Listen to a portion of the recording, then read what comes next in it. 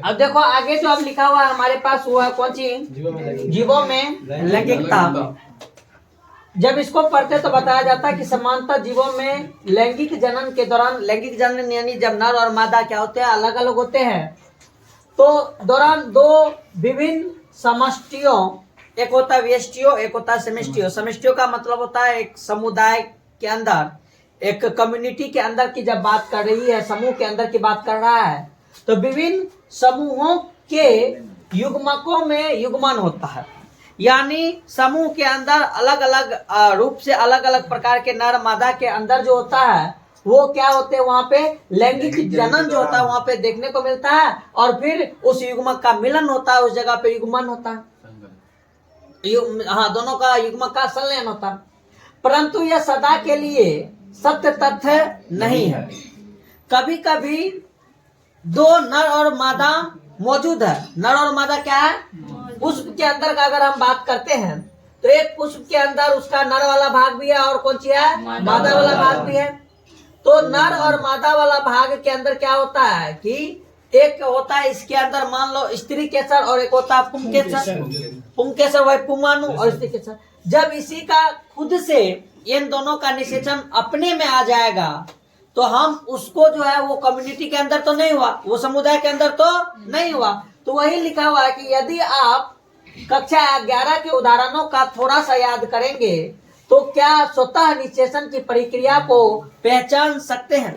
यानी जब इसी के परागकण इसी पुष्प के वर्तिकार्ग को पे निषेचित करने का जब काम करेगा तो बताया जाता है कि वो स्वतः निषेचन की प्रक्रिया होगी। वो क्या होगी, लेकिन ये स्वतः निषेचन जिसको हम क्या बोलते हैं, सेल्फ फर्टिलाइजेशन। क्या बोलते हैं, जब अलग अलग रूप में होता है तो उसको क्रॉस फर्टिलाइजेशन के नाम से जानते हैं। तो ये स्वतः निषेचन की प्रक्रिया को पहचान सकते हैं, यद्यपि पादपों में इसके उदाहरण प्रस्तुत करना क्या होता है, आसान होता है। जब उस एक ही पुष्प के अंदर नर और मादा दोनों मौजूद होता है तो उसी के दौरान जब एक नर जो होते हैं वो मादा को वहां पे निषेचित कर दे तो स्वतः निषेचन की क्रियाएं कहलाती है। तो ये हमारे पादपों के अंदर आसानी से देखने को मिलता है। और पादप में नर तथा मादा दोनों संरचनाएं पाई जाती है, परंतु जब एक ही पादप में दोनों नर तथा मादा जनन संरचना पाई जाती है तो हम उस टाइप के जीव को क्या बोलते हैं, इंग्लिश में बायसेक्सुअल कहते हैं। यानी एक ही शरीर के अंदर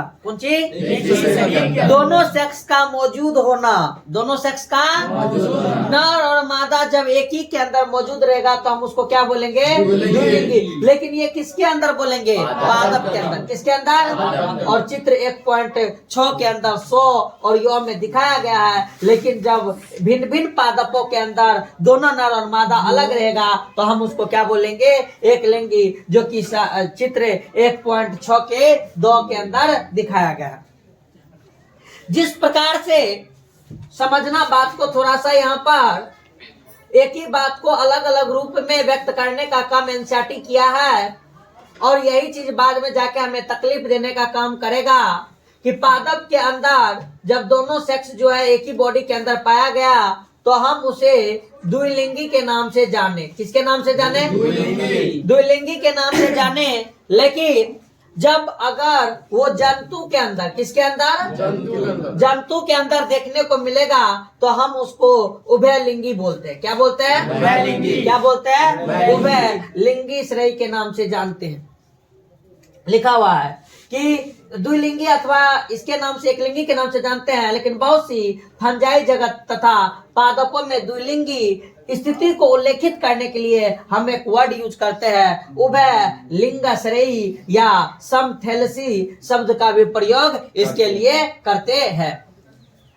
एक लिंगता की स्थिति को उल्लेखित करने के लिए एक लिंगी श्रेणी तथा विषम थैलेसी, यानी जब दोनों अलग अलग रहे, दोनों अलग अलग रहेगा तो हम उसको किसके नाम से जानेंगे, एक लिंग श्रेणी अथवा विषम थैलेसी शब्द प्रयुक्त किए जाते हैं। पुष्पीय पादपों में एक लिंगी नर पुष्प पुंकेसर होता है, अर्थात हम उसको पुंकेसर या परागकण वहन करने का। पुंकेसर के अंदर क्या होता है, ये परागकण जो होता है ये होता है युग्मक। ये क्या होता है, जो किसके अंदर मौजूद होता है, किसके अंदर, पुष्प के अंदर। किसके अंदर, पुष्प के के अंदर तो परागकण वहन करने वाला, जबकि मादा पुष्प जो होता है वो स्त्री केसर अर्थात उसके अंदर स्त्री केसर धारण किए रहता है। कुछ पुष्पीय यानी फूल का बात कर रहा है, कुछ पुष्पीय पादप। और दूसरी बात, पादप के अंदर कौन सा भाग उसका जनन वाला भाग होता है? पादप के अंदर कौन सा भाग जो डेवलप करता है तो वो जनन वाला भाग कहलाता है? पुष्प। कौन वाला भाग? इसलिए कि यहाँ पे क्या बोला गया है? यानी पुष्प के अंदर, कौन सी के अंदर? जो फूल होता है उसी फूल के अंदर स्त्री केसर रह सकता है, उसी के अंदर केसर रहता है। क्या रहता है? केसर। तो बोला क्या गया है कि कुछ पुष्पीय पादपों में एक अकेला पादप उभयलिंगी श्रेयी नर मादा दोनों लिंग हो सकता है, और इनमें पैदा होने वाले पुष्प जो होगा वो एक लिंगी तथा द्विलिंगी दोनों हो सकते हैं। यानी बोल रहा है कि मान लो कि यहाँ पर एगो पुष्प है, यहाँ पे एगो क्या है? पुष्प है। इस पुष्प के अंदर इसका स्त्री केसर वाला विभाग है, और इस पुष्प के अंदर जो है पुंग केसर वाला विभाग है। स्त्री केसर वाला विभाग और कौन वाला भाग है? तो अगर इसके पुंकेसर से परागकण निकल के इस पे जाएगा वर्तिकार्ग पे, तो ये क्या होगा? एक ही साथ हुआ तो द्विलिंगी वाला हुआ। कैसा हुआ? लेकिन इस पुष्प के अंदर नर और मादा दोनों है, लेकिन इसके वर्तिकार्ग पर आके दूसरे पुष्प का, इसका काम नहीं करके किसी दूसरे पुष्प का परागकण जब इस पे आएगा तब हम इसको कैसा, किसके नाम से जानेंगे? एक लिंगी के नाम से। किसके नाम से? यानी इस पुष्प के अंदर एक लिंगी और द्विलिंगी दोनों हो सकता है, जबकि मादा पुष्प स्त्री केसर अर्थात स्त्री केसर धारण करता है। और उभयलिंगी श्रेयी पादपों में कुछ उदाहरण जैसे कुकुड़ बीट तथा नारियल वृक्ष है, जबकि पपीता तथा खजूर वो एक लिंगी श्रेयी के उदाहरण होते हैं। उदाहरण को याद रखना बहुत ज्यादा जरूरी है कि कुकुड़ बीट तथा नारियल जो है ये उभयलिंगी श्रेयी है, जबकि पपीता और खजूर जो एक लिंगी श्रेयी का उदाहरण है। और उन युग्मकों के प्रकारों का नाम लिखे जो पुंकेसर और स्त्री केसर पुष्पों से बनने का काम करता है। मैं लिखा हुआ कि इसी प्रकार से प्राणियों में क्या होता है, यानी इससे पहले जो हम लोग पढ़े थे वो किसमें पढ़े थे? पादप में पढ़े थे। किसमें पढ़े थे? जब पादप के अंदर जब जनन के बारे में पढ़े थे तो बताया गया था कि उसके अंदर या तो एक ही पादप के अंदर, कौन सी के अंदर? एक ही पादप के अंदर नर और मादा जब दोनों रह रहा था तो हम उसको द्विलिंगी के नाम से जान रहे थे, या दोनों अलग अलग रहता था तो हम उसको क्या बोलते थे? एक लिंगी श्रेयी। उदाहरण भी था, पपीता सबला सब उदाहरण था, नारियल सबला उदाहरण था। आगे बताया गया कि इसी प्रकार से प्राणियों में जब जनन के बारे में डिस्कस करते हैं तो प्राणियों के अंदर क्या होता है, जब इस चीज के बारे में बात करते हैं तो लिखा हुआ कि क्या सभी प्रजातियां की वेष्टि, वेष्टि का मतलब क्या बोले हैं? एक। वेष्टि का मतलब क्या होता है? और समष्टि का मतलब क्या होता है? समुदाय। वेष्टि का मतलब एक। वेष्टि जहाँ पे लिखा हुआ वहाँ पे बोध, उसका बोध हुआ क्या? किसी एक इंडिविजुअल का बात कर रहा है। और समष्टि अगर कहीं पे लिखा होगा तो उसका मतलब वहाँ पे पूरा का पूरा समुदाय का बात कर रहा है। तो लिखा हुआ प्रजातियों की वेष्टि में नर अथवा मादा एक लिंगी, जो चित्र 1.6 बी में दिया हुआ है, अथवा जिनमें दोनों लिंग एक साथ एक ही प्राणी में पाए जाते हैं, उसको हम क्या नाम से जाने थे? द्विलिंगी के रूप में जानते थे। फिर लिखा हुआ है कि आप संभवतः अनेक एक लिंगीय प्राणी प्रजातियों की सूची बना सकते हैं। एक लिंगी का मतलब नर और मादा दोनों क्या होगा? अलग। नर और मादा दोनों एक लिंगी श्रेणी में क्या होगा? अलग अलग ना होगा। नर और मादा दोनों, और द्विलिंगी में तो सूची बना सकते हैं। प्राणियों में केचुआ, कौन सी? केचुआ, जो 1.6 के अंदर इसका फिगर दिया हुआ है। जब उस केचुआ का बारे में बात करते हैं, या उसी तरह से पॉरीफेरा का उदाहरण स्पॉन्ज के बारे में, टैपवर्म के बारे में, जोंक के बारे में, ये सारा का सारा हम लोग का किस टाइप का प्राणी है? यानी इन सभी के अंदर नर और मादा जो होगा वो दोनों क्या होगा? एक साथ होगा। यानी एक ही शरीर के अंदर, कौन सी के अंदर? एक ही शरीर के अंदर नर और मादा क्या होगा? दोनों होगा। जैसे कि मान लो यहाँ पर कुछ उदाहरण हमारे पास दिया हुआ, तो इस जीव के अंदर जैसे ये हमारे पास कौन सी है? ये केचुआ है। इस केचुआ के अंदर जो भाग होता है वो नर और मादा दोनों एक ही शरीर के अंदर आता है। और जब इस टाइप से रहेगा तो हम उसको क्या बोलेंगे? द्विलिंगी बोलेंगे। क्या बोलेंगे? क्या बोलेंगे? द्विलिंगी के नाम से जानेंगे। इसी प्रकार से बताया जाता है कि यहाँ पे हमारे पास एग्जाम्पल है कि जीवों में लैंगिकता की विविधता के अंदर द्विलिंगी प्राणी के अंदर कौन कौन आया है? यहाँ पर द्विलिंगी के अंदर, किसके अंदर? जब द्विलिंगी के अंदर का बात करेंगे तो कौन कौन है देख लेते हैं एक बार। केचुआ जो है वो कैसा है? केचुआ जो है वो कैसा है? द्विलिंगी। जबकि एक लिंगी प्राणी के अंदर कॉकरोच, कौन सी? कॉकरोच के अंदर, यहाँ पर अगर इसके अंदर अंडाशय है तो इसी कॉकरोच का एक यहाँ पे स्ट्रक्चर है, उसके अंदर कौन सी है? क्या है? तो दोनों अलग अलग बॉडी में मौजूद है ना, तो इसको हम क्या बोलेंगे? एक लिंग श्रेणी। जबकि उभय लिंग श्रेणी, उभय लिंग श्रेणी का मतलब भी दोनों एक ही साथ मौजूद रहेगा। तो किसके अंदर काढ़ा? हम बोले थे उभयलिंगी जो वर्ड यूज करते हैं वो पादप के लिए यूज करते हैं। किसके लिए? पादप मतलब पेड़ पौधा के लिए हम इसका यूज करते हैं, जिसमें एक काढ़ा होता है। ये हमारे शैवाल का एक प्रजाति है। किसका है? शैवाल का। ये जो है तुम्हारे पास कौन सी है? काढ़ा का स्ट्रक्चर। किसका स्ट्रक्चर है? शैवाल के अंदर। शैवाल एक निम्न कोटि का पादप था ना, उस निम्न कोटि के इस पादप के अंदर नर और मादा दोनों एक ही शरीर में मौजूद है। इसी का स्ट्रक्चर है वो यहाँ पर लिया गया। और जब इस स्ट्रक्चर के अंदर का बात करते हैं तो इसके अंदर क्या है? यहाँ पे अंडधानी है, जो कि कौन सी है? मादा लैंगिक अंग। कौन सी है? मादा लैंगिक अंग। जबकि एगो जो ये वाला स्ट्रक्चर ये कौन सी है? उधानी है, जो कौन सी है? नर लैंगिक अंग। कौन सी है ये है तुम्हारा नर लैंगिक अंग और मादा। ये दोनों एक ही शरीर में मौजूद है ना। और जब एक ही शरीर में दोनों मौजूद है तो हम इसको, इस टाइप के जीव को क्या बोलते हैं? उभयलिंगी। क्या बोलते हैं? उभयलिंगी के नाम से हम इसको जानने का काम करता है। जबकि एक लिंग श्रेणी पादप का अगर बात करेंगे नर और मादा अलग अलग, तो मार्केंसिया दिया हुआ।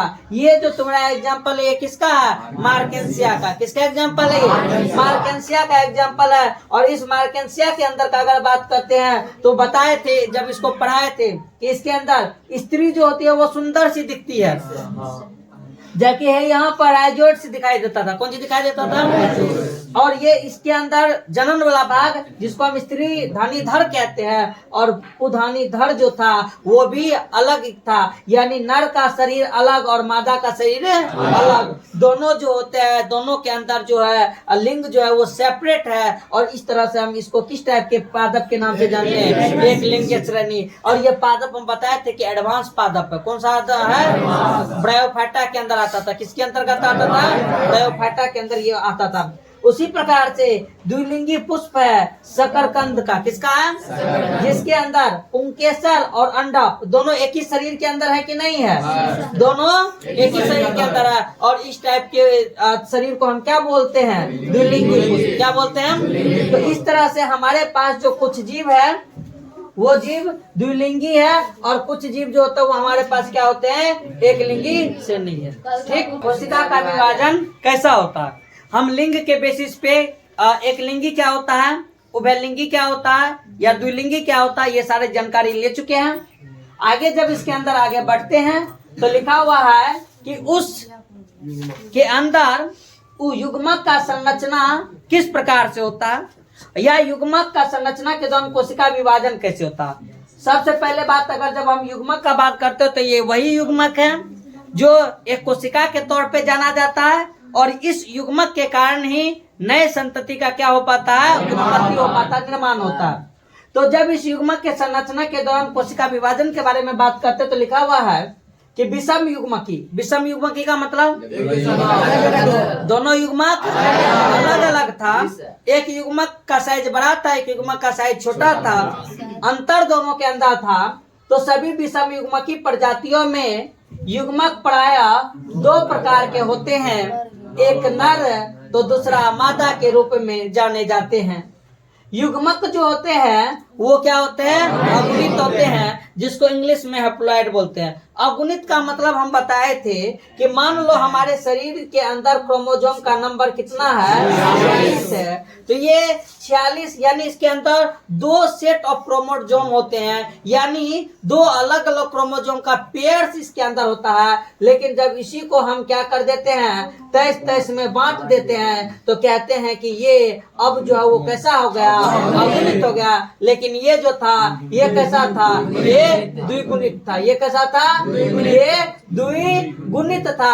जबकि अगर बात करते हैं तो ये नीचे वाला जो था ये कैसा था, अगुणित। क्या था, अगुणित। तो हमारे शरीर के कोशिका के अंदर जो क्रोमोसोम का नंबर होता है वो क्या होता है, द्विगुणित होता है। जबकि हमारे युग्मक के अंदर जो क्रोमोसोम का नंबर होता है वो क्या होता है, अगुणित होता है। क्या होता है, अगुणित होता है। तो वही वाला बात यहाँ पे लिखा हुआ है कि युग्मक के अंदर अगुणित होते हैं, चाहे उनके जनक जिससे वो उत्पन्न हुआ हो, जिससे वो बना हुआ है, वो अगुणित हो अथवा दुगुणित ही क्यों न हो। यानी ये चीज को फाइनल कर चुका है कि जनक का शरीर चाहे अगुणित हो कि द्विगुणित हो, लेकिन युग्मक जब भी होगा वो क्या होगा, युग्मक जब भी होगा वो क्या होगा, अगुणित होगा।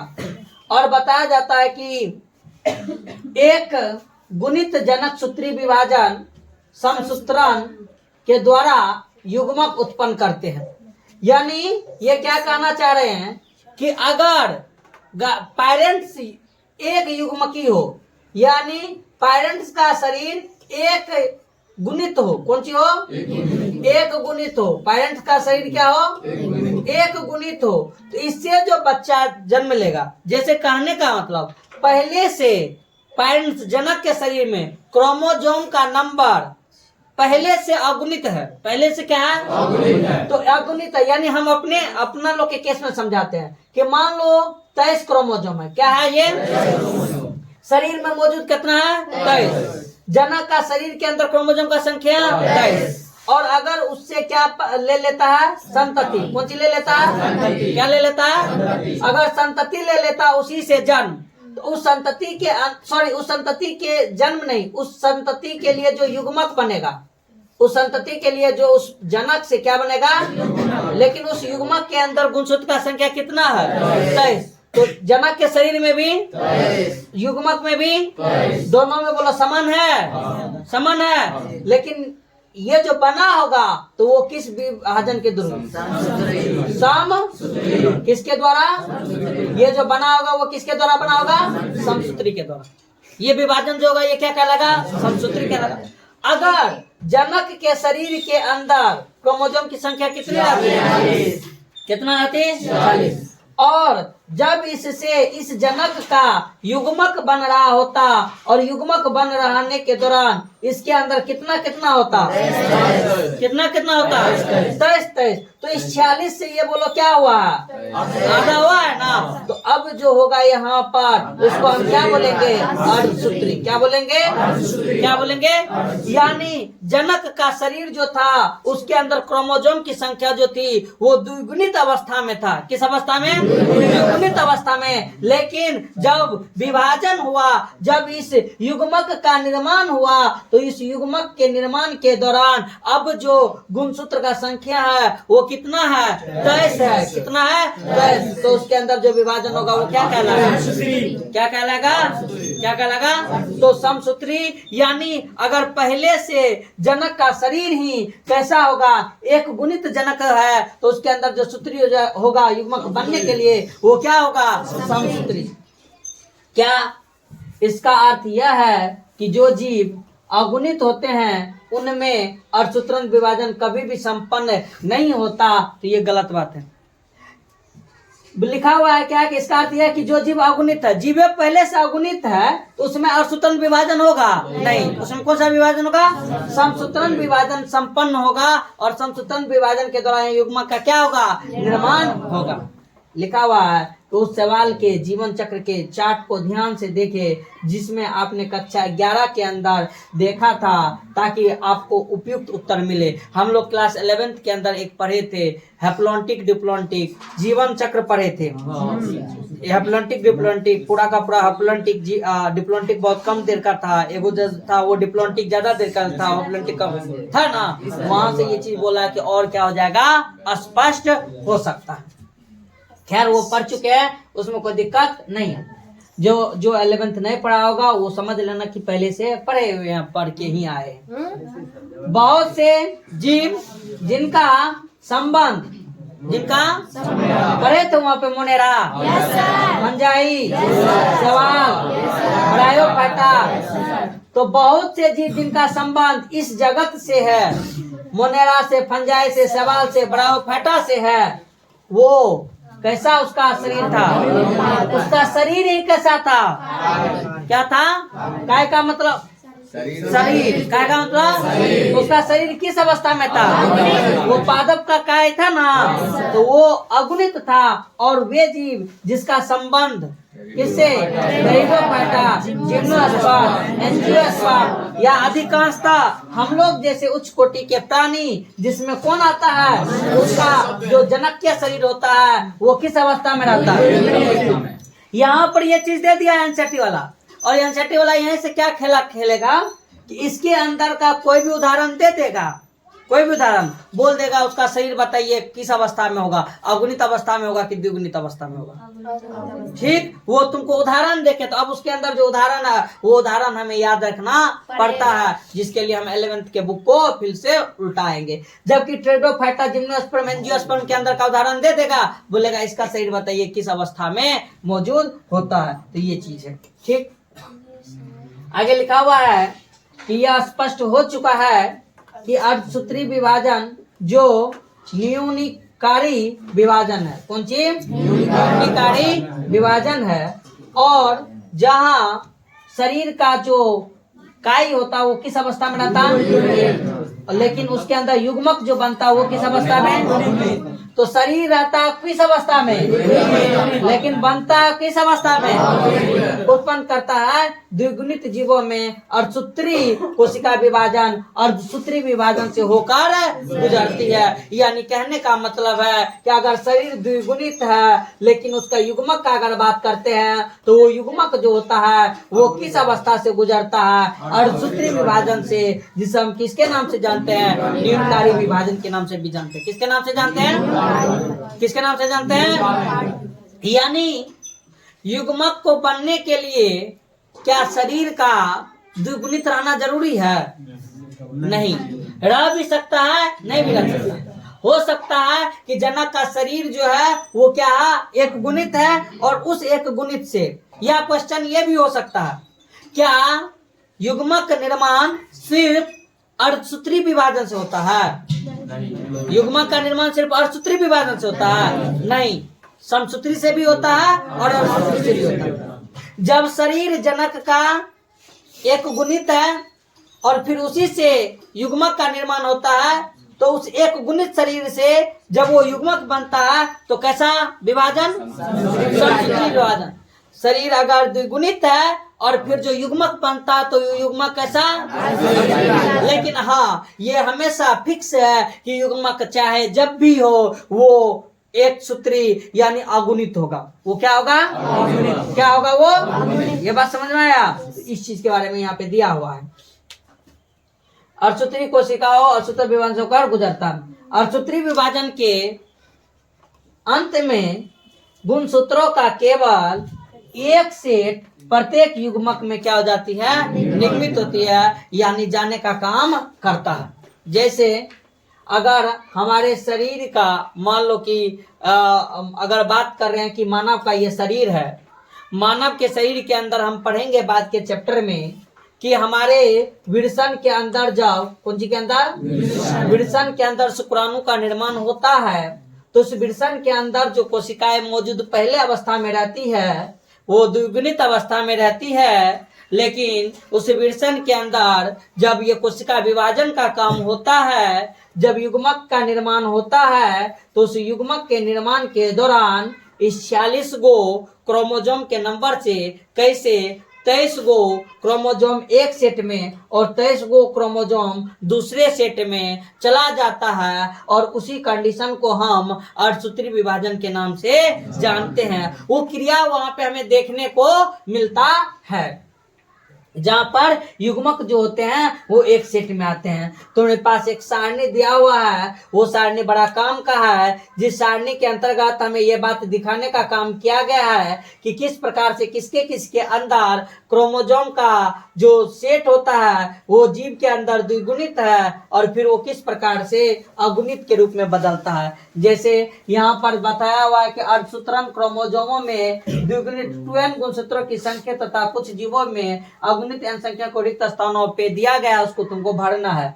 मनुष्य के अंदर जो क्रोमोजोम का नंबर होता है वो कितना होता है, और इसके अंदर कैसा विभाजन होगा, और सूत्रक विभाजन। तो युग्मक के अंदर कितना क्रोमोजोम आएगा, 23 आएगा। घरेलू मक्खी के अंदर 12 गो रहता है, तो इसके अंदर कितना आएगा, 6 आएगा। चूहा के अंदर अगर युग्मक में देल है कितना, 21, और बोला कि अर्धसूत्रन हो रहा है तो यहाँ पर कितना हो जाएगा, 42 हो जाएगा। कुत्ता के अंदर अगर यहाँ पे कितना है, 78, तो यहाँ पर कितना हो जाएगा, बोले ना रे, 39।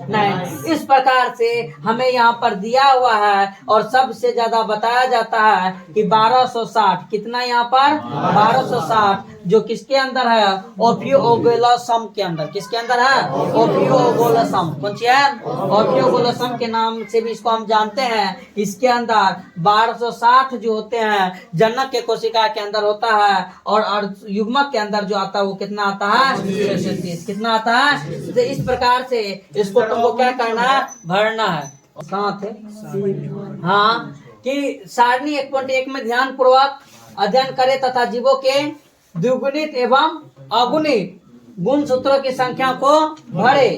क्या आपको यहाँ पे अर्धसूत्रन कोशिका विभाजन 2n और युग्मकों के गुणसूत्र n के बीच में कोई संबंध दिखाई पड़ती है? दिखाई पड़ती है कि द्विगुणित का जो अगुणित जो होता है वो क्या हो जाता है, आधा हो जाता है। क्या हो जाता है वो, क्या हो जाता है, बोलो, बात समझ में लो।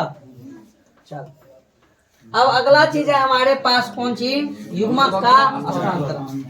अभी जो हम लोग बने थे वो ये देखे थे कि युग्मक बन गया, युग्मक जो वो, अब युग्मक किस प्रकार से स्थानांतरण होंगे, युग्मक का है कैसे स्थानांतरण करेगा, इस चीज के बारे में जब हम बात करते हैं तो हमारे पास क्या लिखा हुआ है कि युग्मक के निर्माण के पश्चात बाद में नर तथा मादा युग्मक कायिकी रूप से एक दूसरे के निकट आते, यानी शरीर के द्वारा दोनों के शरीर के मिलन होने से कायिकी रूप से वो एक दूसरे के निकट आते हैं, ताकि उसके शरीर के अंदर बनने वाले युग्मक का क्या हो सके, युग्मन हो सके, और निषेचन होने की क्रिया जो है वो सफलतापूर्वक क्या हो सके, संपन्न हो सके। क्या आपको कभी आश्चर्य नहीं होता कि ये युग्मक आपस में कैसे मिलते हैं? बहुत बड़ी बात है। ये लिखा हुआ है कि अधिकतर जीवों के अंदर नर युग्मक क्या होते हैं, चलनशील, और मादा जो होते हैं वो क्या होते हैं, अचल। चलनशील का मतलब चलने वाला, जबकि अचल का मतलब वो चल नहीं सकता, यानी ये एक जगह पे स्थिर रहेगा, और ये जो होगा वो एक जगह से दूसरे जगह ट्रांसफर होगा, ट्रांसफर। चलनशील का मतलब होगा, अचल का मतलब नहीं होगा। तो नर युग्मक जो वो क्या है, चलनशील, और मादा युग्मक जो होगा वो क्या है, अचल है तथा स्थानबद्ध है। स्थानबद्ध यानी एक ही स्थान पे बंध के रहने वाला है। कुछ फंजाई और सवालों में असाधारण रूप से दोनों किस्मों के युग्मक चलनशील होते हैं, जो चित्र 1.7 में देखने को मिला हुआ है। इन्हें एक माध्यम की आवश्यकता होती है, यानी आपस में मिलने के लिए किसकी जरूरत पड़ेगी, चाहे वो पानी हो चाहे वो हवा हो, किसी भी प्रकार से उन दोनों शरीर के अंदर के जो युग्मक है उन दोनों के युग्मक को आपस में क्या करना है, मिलन करना है, मिलना है। तो बताया जाता है कि इनमें एक माध्यम की आवश्यकता होती है, जिसमें होकर नर युग्मक क्या करेगा, गति करता है। अधिकांश साधारण पादप जैसे कि शैवाल, ब्रायोफाइटा, टेरिडोफाइटा में जो युग्मक का मिलन करने का जो माध्यम होता है वो कौन होता है?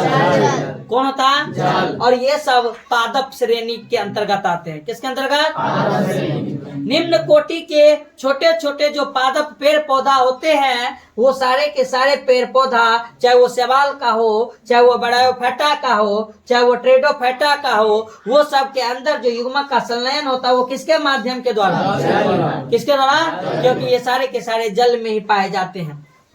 जिसमें होकर टेरिडोफाइटा हालांकि जमीन पे आया था, टेरिडोफाइटा जमीन पे आया था, लेकिन युग्मक को मिलने के लिए उसको किसकी जरूरत होती है? माध्यम होती है, जिसमें होकर युग्मकों का स्थानांतरण क्या होता है? संपन्न होता है।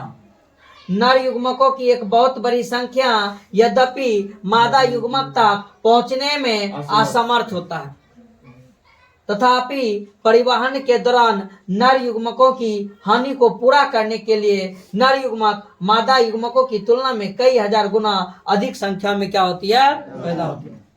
नेचर, प्राकृतिक का रूप देखो कैसा। प्राकृतिक ये जानता है कि मान लो जल के द्वारा, किसके द्वारा? जल के द्वारा अगर निषेचन होगा, जल के द्वारा अगर युग्मकों का मिलन हो रहा है, तो मान लो मेढक के केस में ही हम तुमको बोल रहे हैं, या जो भी जीव, चाहे वो पादप का हो, चाहे वो किसका हो, जंतु का, चाहे जो भी जीव हो, वो जीव मादा अगर है, मादा अगर मान लो 10 गो अंडक को निकालने का काम करता है, 10 गो अंडाणु बनाने का काम कर रहा है, 10 गो मादा युग्मक बनाने का काम कर रहा है, तो उसके मुकाबले में नर युग्मक जो होगा वो वहां पर हजारों के संख्या में हो सकता है।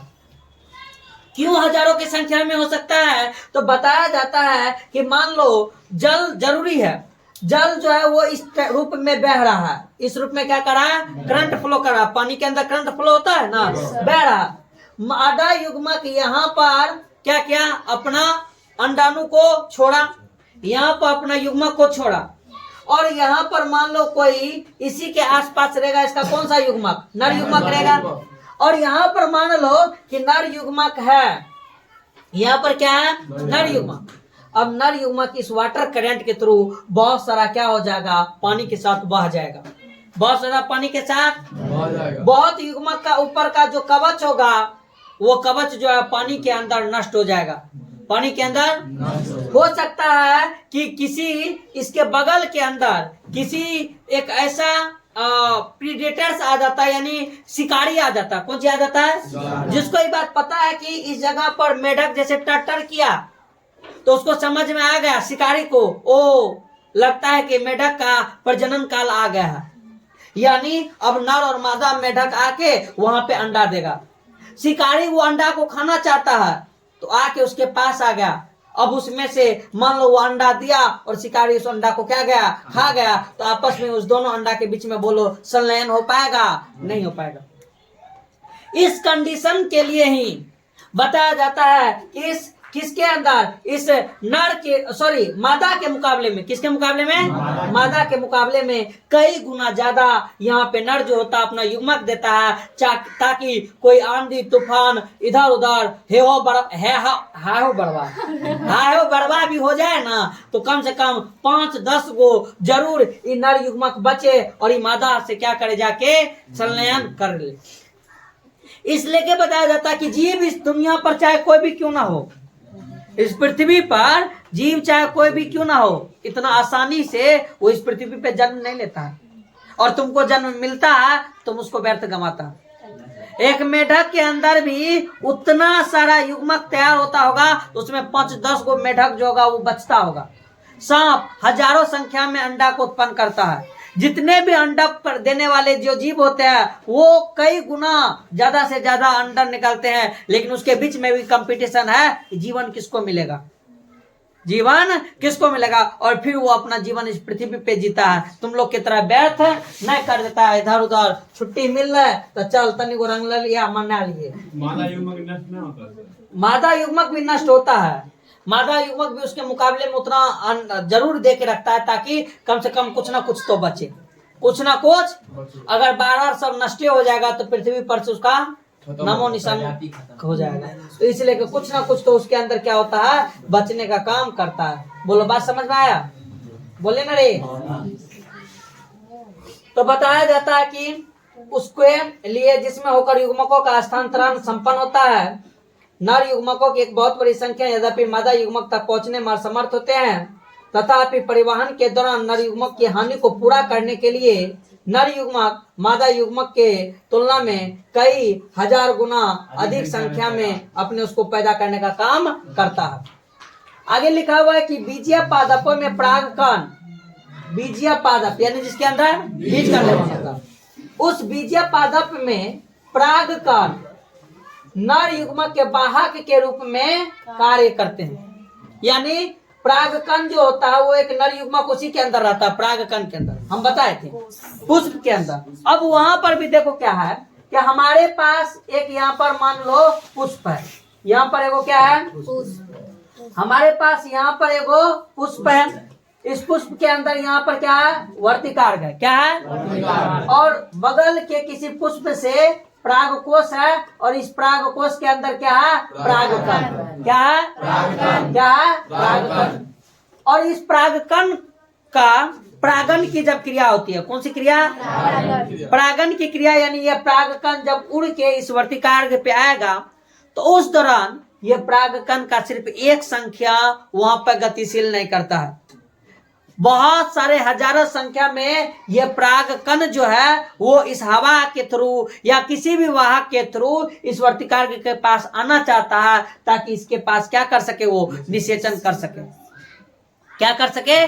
क्योंकि बहुत सारा परागकण हवा के अंदर इधर से उधर चला जाएगा, बहुत सारा परागकण मर जाएगा, बहुत सारा परागकण अगर जाएगा तो वो निषेचन करने योग्य नहीं होगा, बहुत कम ही उसके अंदर होगा जो इसके लिए क्या हो सकता है, सक्षम हो सकता है। उस कंडीशन में भी बताया जाता है कि एक परागकोश से बहुत ज्यादा मात्रा में क्या निकलता है, परागकण। क्या निकलता है? और उस बहुत सारे परागकण के अंदर से कोई एक परागकण जो है वो उस वर्तिकार्ग पे जाके उस पुष्प को क्या करने का काम करेगा, निषेचित करने का काम करेगा, और फिर जाके वो संपन्न होगा। तो लिखा हुआ है कि अंडप में अंड होते हैं और परागकण परागकोश में उत्पन्न होता है, अतः निषेचन संपन्न हो उससे पहले यह परागकण वर्तिकार्ग में क्या हो जाते हैं, हस्तांतरण। क्योंकि उस वर्तिकार्ग पर ही जाने के बाद उस परागकण का जीवन जो है वो लाभ हो जाएगा। क्या हो जाएगा? उसको जीवन में जो करने के लिए आया गया था वो अपना क्या कर पाएगा, संपन्न कर पाएगा। लिखा हुआ है कि द्विलिंगी में स्वतः निषेचन्य पादप जैसे मटर में परागकणों का वर्तिकार्ग पर हस्तांतरण अपेक्षाकृत क्या होता है, सरल। द्विलिंगी पादप है। कौन सा पादप है? अब ये द्विलिंगी अगर पादप है मटर का, तो द्विलिंगी पादप का मतलब क्या हुआ कि इसी के पास कौन सी है, नर भी है, और इसी के पास क्या है, मादा भी। तो इसका किसी कारण से परागकोश फटा, परागकण उड़ियाया हवा में उड़ाने के बाद ये बोलो अपने महबूब के पास तुरंत आ जाएगा कि नहीं आ जाएगा? और तुरंत आ जाएगा तो इसको कौन सी करने में, बोलो इस महबूब से निषेचन करने में आसान होगा कि नहीं होगा? ये अपने जीवन को बहुत सरलता से यहाँ पर युग्मक का स्थानांतरण करवा के एक नए जीव का निर्माण करवा सकता है, बीज का निर्माण करवा सकता है। तो बताया जाता है कि अपेक्षाकृत क्या होते हैं, सरल। लेकिन इस टाइप का जो जन्म होता है हम उसको क्या बोलते हैं, स्वपरागित बोलते हैं। क्या बोलते हैं? स्वपरागन। हालांकि ये वही स्वपरागन है जिसके अंदर बीज जो बनता है वो बीज बेहतर बीज नहीं बन पाता है, क्योंकि इनमें परागकोश तथा वर्तिकार्ग एक दूसरे के निकट स्थित होते हैं। परागकण जैसे ही झड़ने लगते हैं उसके तुरंत बाद ये वर्तिकार्ग के संपर्क में आते हैं, और परागगणित पादपों में यानी जिसमें एक लिंगी श्रेयी पादप शामिल है, यानी दोनों सेक्स अलग अलग है, इसमें एक विशिष्ट घटना को हम किस क्रिया के द्वारा, किस क्रिया, यानी परागकण का, बोलो तो कौन सी, वर्तिकार्ग तक आने की जो क्रिया है उसको हम क्या बोलते हैं, यानी बारात का अपने घर से लड़की के द्वार पे जाने की क्रिया को क्या बोलता है? बाराती का ना जाना, बारात जा रहा है, पोलिनेशन कहते हैं। क्या कहते हैं? इसमें वर्तिकार्क पर परागकणों का स्थानांतरण सुगमता पूर्वक संपन्न हो जाता है, आसानी से, सुगमता से। परागकण वर्तिकार्क पर अंकुरित होते हैं तथा उस प्रागनली नर युग्मकों को अपने साथ लेती हुई उस मादा युग्मक के अंडक के भीतर प्रवेश कर जाती है। अंडक के पास नर युग्मकों को अपने से बाहर निकाल देती है और एक लिंगीय श्रेणी प्राणियों में चूंकि नर तथा मादा युग्मक भिन्न भिन्न जीवों में बनते हैं, ऐसे में जीवों को युग्मकों के हस्तांतरण के लिए एक विशेष प्रकार की क्रियाविधि विकसित करनी पड़ती है। लैंगिक जनन में यह सर्वाधिक विशिष्ट घटना के लिए निषेचन हेतु सफलतापूर्वक हस्तांतरण तथा युग्मकों का साथ साथ आना क्या होता है? अनिवार्य होता है। यानी जिसको हम युग्मक हस्तांतरण के नाम से जानते हैं, जिसके अंदर युग्मक जो है, चाहे नर युग्मक हो चाहे वो मादा युग्मक हो, ज्यादातर केस में नर युग्मक ही एक जगह से दूसरी जगह क्या होती है? ट्रांसफर होने का काम करता है, हस्तांतरण होने का काम करता है। तो ये होता है हमारा कौन सी? युग्मक हस्तांतरण, जो कि किसी किसी जीव के अंदर कुछ अलग अलग ढंग से होता है। बोलो बात समझ में आया?